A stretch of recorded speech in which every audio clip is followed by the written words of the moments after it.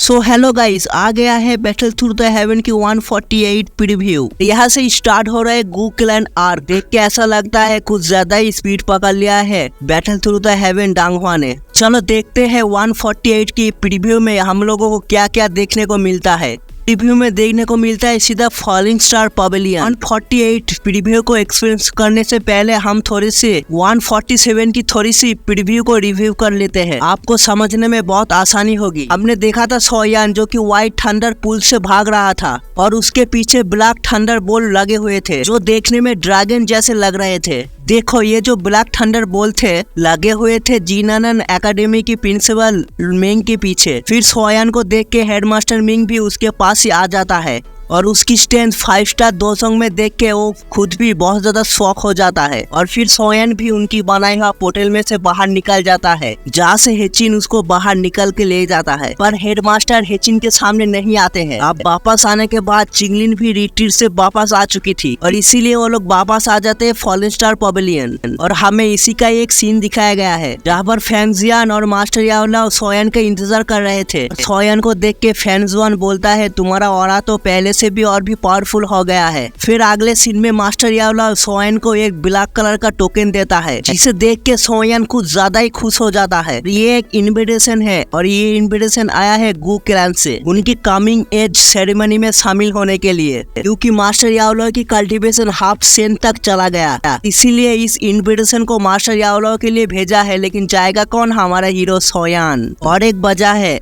All soul falling star pavilion में attack कर सकता है, इसीलिए मास्टर याओला नहीं जा रहे हैं। और वैसे भी सोयान को तो जाना ही था, उसका बचपन का प्यार यूनर वहाँ पर है ना। इतने चैप्टर के बाद हमें फाइनली यूनर दिखा ही गया। इस तरफ सोयान फाइनली बहुत सालों के बाद यूनर को फिर से देखने का एक मौका मिला है। ये सब सोच के ही सोयान की आंखों में एक अलग सी चमक आ गई है। वैसे लास्ट बार जब ये लोग अलग हुए थे तब सोयान यूनर से कहा था मैं तुमसे गू क्लैन में जाके ही मिलूंगा। अब तो वो टाइम आ भी गया था। अभी अगला सीन जो हमें दिखाया गया है बहुत ज्यादा इंटरेस्टिंग है, क्योंकि लिटिल फ्रिक डॉक्टर को एक नया लुक में दिखाया गया है। अभी आप सोच रहे होंगे लिटिल फ्रिक डॉक्टर का लुक कैसे चेंज हो गया। मैं आप सबको बताता चलूं, लिटिल फ्रिक डॉक्टर की पॉइजन बॉडी पूरी तरह से उसकी कंट्रोल में आ गई है और इसीलिए लिटिल फ्रिक डॉक्टर की पावर लेवल हो गई है 7 स्टार दोजोंग की। इसीलिए लिटिल फ्रिक डॉक्टर की लुक पूरी तरह से चेंज कर दिया गया है। आप लोग कॉमेंट में लिख के जरूर बताइएगा आपको ये लिटिल फ्रिक डॉक्टर की न्यू लुक कैसा लगा। फिर मास्टर याओला सोयान से बोलता है तुम लिटिल फ्रिक डॉक्टर एल्डर तियान हो